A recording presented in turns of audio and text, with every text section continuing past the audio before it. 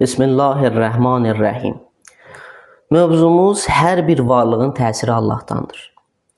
Ağıllı və məntiqli insan anlayır ki, onu bir xaliq xəlq eləməlidir, yaratmalıdır. Və onu da başa düşür ki, özünü özü yaratmayıb. Onu yaradan özü kimi də ola bilməz. Yəni məntiq bunu bizə başa salır.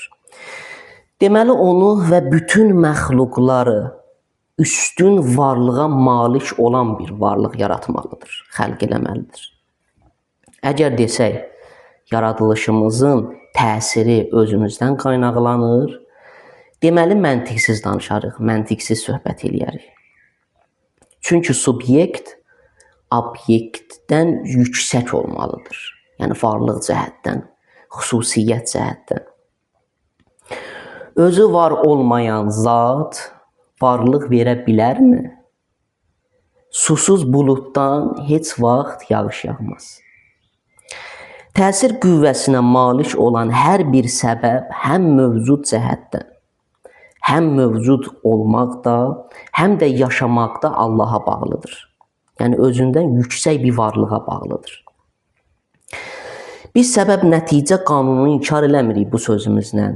Əksinə, biz səbəblərin təsirdə müstəqilliyini inkar edirik. Yəni, təsir müstəqil ola bilməz. Səbəb cəhətdən təsir müstəqil ola bilməz. Hansısa bir varlığa bağlıdır. Səbəbləri Allah yaratdığı kimi onların təsiri də Allahdandır. Onların təsiri də Allah təbarək və tealadandır.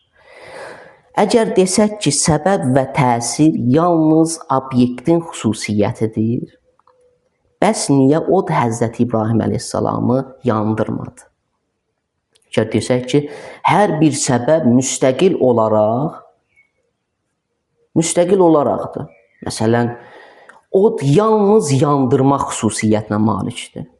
Bundan başqa onda heç bir proses baş verə bilməz. Məsələn, odun xüsusiyyəti yandırmaqdırsa, yandırmaya bilməz. Amma tarixə baxdıqda, hətta Quran ayələrinə də nəzər yetirdikdə görürük ki, od yandırdığı kimi yandırmamaq xüsusiyyəti də malikdir. Məsələn, Həzrəti İbrahim əleyhissalamı yandırmadı od. Fəsubhanəl-ləzi biyədihi mələkutu kulli şey və iləyhi turca'un. Allah təbarək və Teala Yasin surəsinin 83-cü ayəsində bizə gözəl bir ayə buyurur, nişanə buyurur. Bütün varlıqların sahibi, hər şeyin hökmdarı olan və hamının dönəcəyi hədəf olan Allah pak və ucadır. Bizim mövzunun əsas məqsədi burada bütün varlıqların sahibi, yəni təsir edicisi, hər şeyin hökmdarı olan Allah təbarək və tealadır. Yəni hər bir əməlimizdə, hər bir işimizdə, hər bir prosesimizdə Allahın əli var. Allahın əli orada təsir edici rolundadır. Hər bir təsir də Allah təbarək və tealadandır. Mən bu sözümlə bunu vurğulamıram ki, məsələn, bütün işlərimizdə yalnız Allaha bağlıyıq. Yəni tamamilə biz öz ixtiyarımız yoxdur. Xeyr, bu sözü demirəm. Yalnız Allahın təsiri mövcuddur. Edəcəyimiz və edə bilməyəcəyimiz, etməyəcəyimiz işlərdə belə.